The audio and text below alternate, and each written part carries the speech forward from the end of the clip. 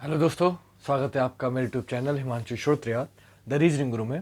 आज मैं फिर आपके लिए डेली जो क्वेश्चन की सीरीज चला रहा हूँ वो लेके आ गया हूँ।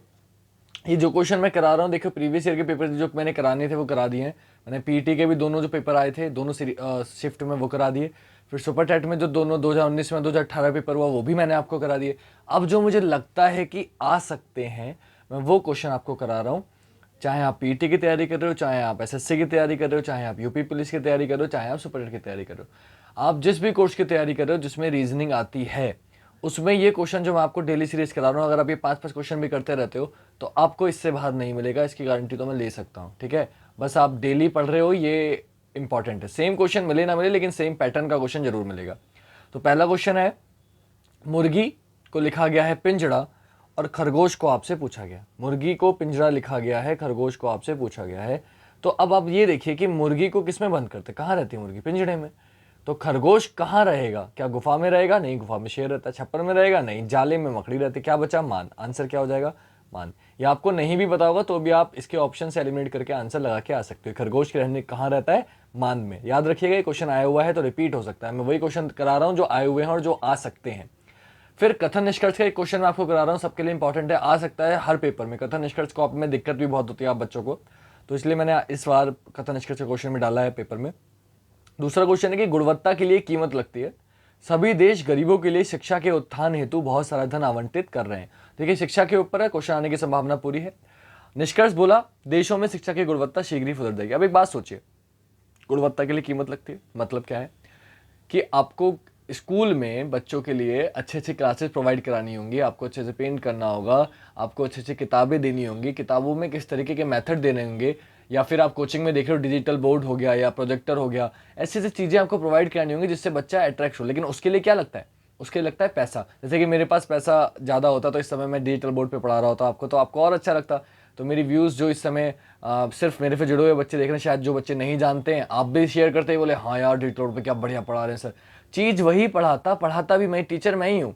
लेकिन पैसा भी कहीं ना कहीं इंपॉर्टेंट करता है, क्योंकि अगर मेरे पे अच्छी सुविधाएं होती तो मैं आपको अच्छा माइक, अच्छे रोशनी, अच्छा बोर्ड, तो आपको और अच्छा लगता पढ़ने में, शायद मैं और अट्रैक्टिव बना सकता था वीडियो को अपनी। तो गुणवत्ता के लिए कीमत लगती है। क्वालिटी देनी है तो मुझे उसके लिए पैसा खर्च करना पड़ेगा, डीएसएलआर कैमरा लाना पड़ेगा, 1.5-2 लाख का, 2.5 लाख का बोर्ड लाना पड़ेगा, है ना। लेकिन इतना पैसा है नहीं तो मैं आपको ऐसे नॉर्मल क्वेश्चन करा रहा हूँ मोबाइल से बना के। बट गुणवत्ता क्वालिटी देनी होगी तो उसके लिए पैसा लगेगा। अब आपसे बोला सभी देश गरीबों की शिक्षा के उत्थान के लिए बहुत सारा धन आवंटित कर रहे हैं, मतलब हर देश क्या कर रहा है कि शिक्षा में गरीब लोग भी, बच्चे भी शिक्षा कर पाए तो बहुत पैसा दे रहे हैं स्कूलों को, क्या फ्री में पढ़ाओ उन्हें बच्चों को और सुविधाएं दो उन बच्चों को। ठीक है, तो पहला क्या, देशों में शिक्षा की गुणवत्ता सुधर जाएगी, ये आपका निष्कर्ष था। तो देखिए बिल्कुल सही है। क्यों? जब आप पैसा खर्च कर रही है सरकार और आपको साफ साफ लिखा हुआ है कथन में कि गुणवत्ता के लिए कीमत लगती है, तो अगर जब आप कीमत दोगे तो आपको क्वालिटी मिलेगी, और जब क्वालिटी मिलेगी तो क्या होगा, गुणवत्ता जो है टीचिंग की बहुत जल्दी ही सुधर जाएगी। मुझसे कोई बोले सर आप वीडियो बनाओ, आप बस अपनी क्वालिटी बढ़िया करो और मैं पढ़ा रहा हूँ, तो जब मुझे कोई किसी ने बोल दिया कि भाई कीमत लगती है, मैं आपको बता ही रहा हूँ, मुझे कोई पैसा देगा, सिंपल सी बात है, क्या होगा, धीरे धीरे मेरी क्वालिटी बदल जाएगी, मेरे चैनल पे लोग भी ज़्यादा जुड़ जाएंगे। क्यों? क्योंकि जब मैं क्वालिटी अच्छी दूंगा तो क्या होगा, पहला वाला निष्कर्ष अनुसरण करता है। क्यों? क्योंकि भाई बात बिल्कुल सही है, कथन से मेल खा रही है। दूसरा क्या था, केवल निवेश ही शिक्षा की गुणवत्ता को बढ़ा सकता है। देखिए जैसे ही केवल दिखा तुरंत काट दो। कभी भी केवल दिखाई दे, एकमात्र दिखाई दे, ऐसे वर्ड कभी भी दिखाई दे ना तुरंत काट देना। क्यों?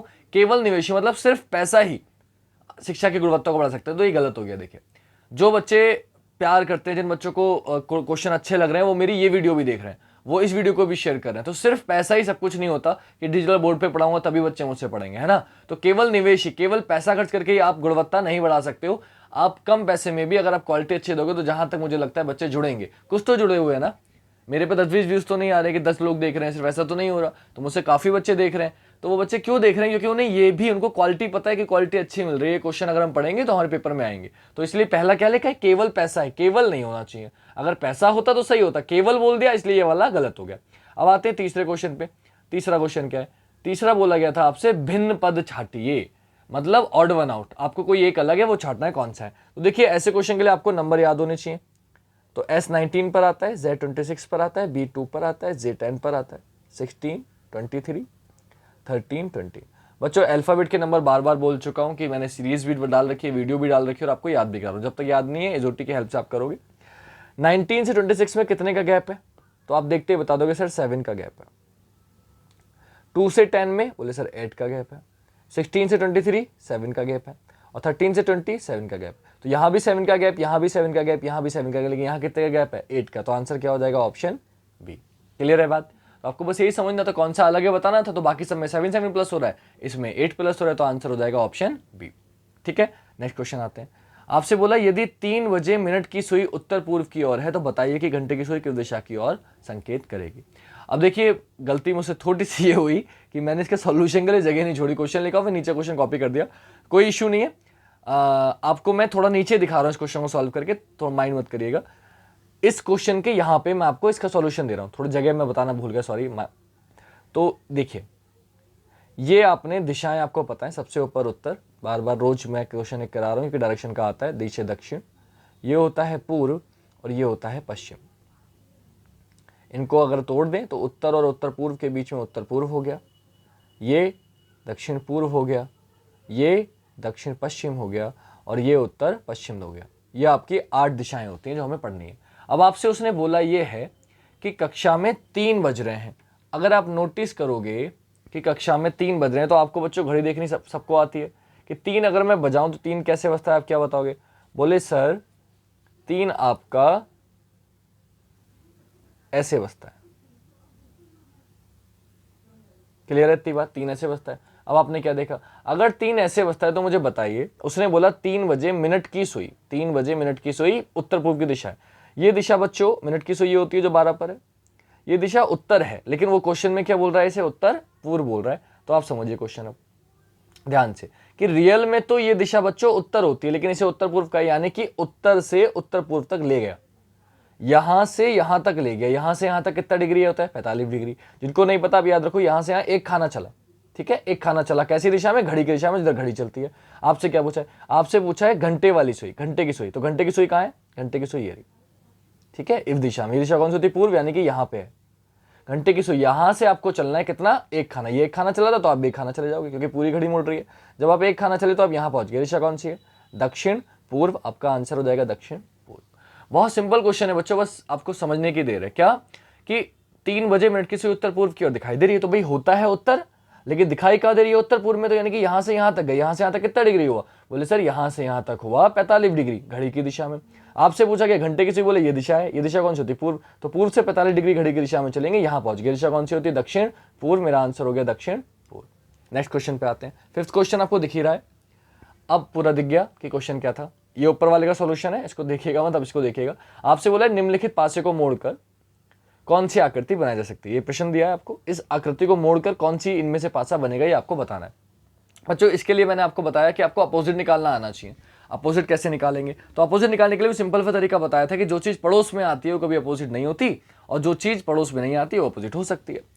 तो आपको सिंपल सा तरीका मैं बता देता हूं कि अगर आप देखो उसकी सबसे ज्यादा टच कौन सा, देखो एन की बात करते हैं, एन बी से भी टच है तो अपोजिट नहीं होगा, सी से भी के से भी टच है अपोजिट नहीं होगा, सी से भी टच है, एल से भी टच है, किससे टच नहीं है? पी से टच नहीं है। तो एन का अपोजिट आपके पास क्या आ गया? बोले सर एन का अपोजिट आ गया पी। क्लियर? अब एन का अपोजिट तो आ गया सर पी। अब अगर मैं आपसे बात करूं कि सर मुझे बताइए सी का अपोजिट क्या होगा, बोले सर एन नहीं होगा, के नहीं होगा, एल नहीं होगा और पी भी नहीं होगा। क्यों? क्योंकि पी एन का अपोजिट है। तो क्या बचा? बी। तो बेटा सी का अपोजिट क्या हो गया? बोले सर सी का अपोजिट हो गया बी। अब 2 ही अल्फाबेट बचे, जो बचे वो आपस में होंगे। क्या क्या बचे? बोले सर एल बचा और के बचा। तो एल और के आपस में अपोजिट हो गए, अपोजिट निकाल लिया आपने। अब मैंने अभी क्या बताया आपको कि जो अपोजिट होते हैं वो कभी पड़ोस में नहीं आते। तो आपने बस यही चेक करना है कि एन का अपोजिट पी है। देखिए एन का अपोजिट पी है, तो क्या एन और पी पड़ोस में आ सकता है? बोले नहीं आ सकता, ऑप्शन सी कैंसिल। आपने अगला चेक किया, सी का अपोजिट बी है, अगर सी का अपोजिट बी है तो क्या पड़ोस में आ सकता है? बोले नहीं आ सकता, बी ऑप्शन कैंसिल। आगे चेक किया, एल का अपोजिट के है, एल का अपोजिट के है तो क्या पड़ोस में आ सकता है? नहीं आ सकता, डी ऑप्शन कैंसिल। जो बचा वो आंसर। चेक करने की जरूरत नहीं है, लेकिन मैं आपको करा देता हूं। देखिए एल का अपोजिट के पड़ोस में नहीं है, पी का अपोजिट एन पड़ोस में नहीं है और बी का अपोजिट सी पड़ोस में नहीं है। आंसर क्या हो गया? Option A. अब क्योंकि मेरे पास पेपर बड़ा था तो बच्चों 5 की जगह आज मैंने क्वेश्चन बढ़ा दिए हैं ताकि आपको एक ही वीडियो में ज्यादा क्वेश्चन मिल जाए। अगले क्वेश्चन आपको 2 ये दिख रहे हैं, इंपॉर्टेंट क्वेश्चन है, नए चैप्टर लिए हैं मैंने आपको। सीरीज आपको पता ही है बहुत आती है, और फिर ले लिया मैंने एक वेन डायग्राम का क्वेश्चन। आपसे बोला गया 12, 18, 27, 40.5 आगे क्या आएगा। तो कुछ लोग सोचते हैं सर पहले 6 जुड़ा फिर 9 जुड़ा तो 12 जुड़ना चाहिए था, 40.5, कंफ्यूज हो गए। पॉइंट आते ही आप लोग कंफ्यूज हो जाते हो। क्या है? 40.5 लिखा है मैंने ना, पॉइंट है ये। तो ये आते ही आप लोग कंफ्यूज हो जाते हो, बोले अब क्या करें। तो बेटा देखो 12 से 18 हुआ यानी कि 6 प्लस हुआ, 18 से 27 हुआ यानी कि 9 प्लस हुआ, और 27 से 40.5 हुआ है। तो अगर आप अंदाजा लगाओ कितना प्लस हुआ है तो आप देखते ही समझ जाओगे सर 27 और 13 40 होता है, 13.5 प्लस हुआ है।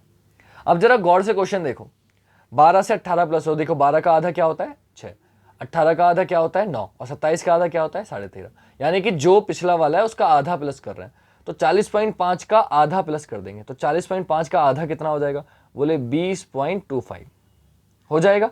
तो 40.50 में जब 20.25 ऐड करोगे तो कितना हो जाएगा, बोले 5 और 2 7 0 4 2 6, कितना हो गया 60.75। आंसर हो गया ऑप्शन सी। क्लियर इतनी बात, क्लियर। तो आधा आधा प्लस कर रहे हैं, 40.5 में 20.25 जोड़ोगे, वैसे ही 40 और 20 60 होता है, एक ही ऑप्शन है, लेकिन मैंने आपको पूरा सॉल्व करके दिखा दिया। लास्ट क्वेश्चन है आपका, लाल कार और बाइक, आपको बताना है इनसे कौन सा डायग्राम बनेगा। तो बच्चों वेन डायग्राम का मैंने आपको तरीका बताया था कि आपको संबंध निकालना है कि लाल का कार से क्या रिलेशन है, आप रिलेशन निकालो। बोले सर लाल का कार से क्या रिलेशन है, बोले कुछ कार लाल होती है यानी कि सम का रिलेशन। अब वही लाल से बाइक का क्या रिलेशन है, बोले कुछ बाइक लाल होती है, सम का रिलेशन है। चलो ये तो निकाल दिया आपने। अब कार का बाइक से क्या रिलेशन है, बोले सर कार का बाइक से कोई भी रिलेशन नहीं है, कार अलग वाहन है और बाइक अलग वाहन है, तो नो का। तो 2 सम 1 9 आ गया। तो आंसर क्या होगा, देखो क्या ये हो सकता है, बोले नहीं हो सकता कि ऑल तो आया नहीं है, सारा कौन सा आएगा, ये भी नहीं हो सकता, तो ये भी कट गया, ये भी कट गया, क्यों ऑल आ रहा है इसमें, है ना। अब बचा ये और ये, इन दोनों में से कोई एक आंसर है। तो क्या करोगे भाई, अलग नो। बोले अगर मैंने यहाँ बाइक बना दिया, यहाँ लाल बना दिया, यहाँ कार बना दिया, तो कुछ लाल तो कार होगी, कुछ बाइक कार नहीं हुई, तो ये ऑप्शन भी नहीं होगा, आंसर होगा ये क्यों होगा, बोले बीच में आएगा रेड, इधर आएगा कार, इधर आएगा बाइक। देखिए कुछ कार रेड है, कुछ बाइक रेड है। बोले सर बीच वाला रेड बच गया, इससे क्या हुआ, तो बेटा रेड खाली कार और बाइक की कोई होती है, रेड शर्ट भी होती है, पैंट भी होती है, बहुत कुछ चीजें होती हैं, इसलिए बीच वाली थोड़ी बच गई। कुछ लाल, कुछ कारें लाल हैं, कुछ बाइकें लाल हैं, और कार का बाइक से कोई रिलेशन नहीं है। ऑप्शन डी आपका आंसर हो जाएगा। क्लियर है। आई होप आपको वीडियो अच्छी लगी हो। मैंने कोशिश करी है कि इस बार आपको नए नए क्वेश्चन दो, ऐसे चैप्टर जब तक नहीं लिए थे मैंने वो दिए हैं, क्योंकि ये भी आपके आ सकते हैं। क्लियर। अगली वीडियो मिलेगी अगले दिन आपको, यानी कि कल मिलेगी। अब बच्चों एक बात और बता देता हूँ मैं आपको, मैंने एक और नया चीज़ लागू करी है कि कुछ बच्चे मुझे बहुत सपोर्ट कर रहे हैं, डेली मेरी वीडियो देख रहे हैं, कमेंट करते हैं बेचारे, पूरी वीडियो देखते हैं और शेयर करते हैं। तो मैंने जो भी बच्चे कमेंट कर रहे हैं उनके कमेंट मैं अपनी वीडियो के एंड में लगा रहा हूँ, तो आप प्लीज़ वो देखिएगा।